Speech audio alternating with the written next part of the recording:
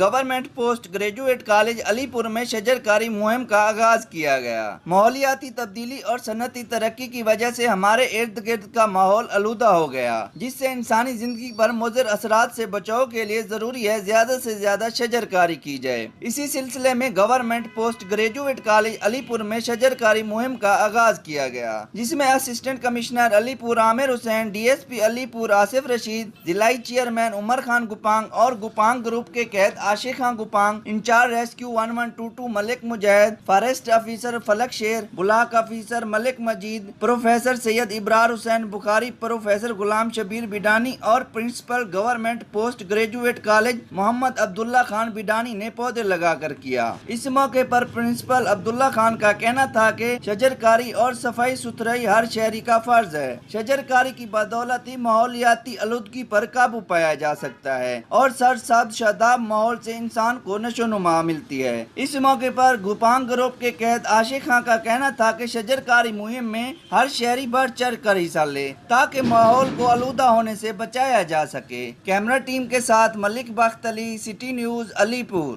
ہم لاتے ہیں ٹاپ نیوز، آپ کے فیورٹ ٹاک شوز اور انلمیٹڈ انٹرٹینمنٹ صرف یوٹیوب پر۔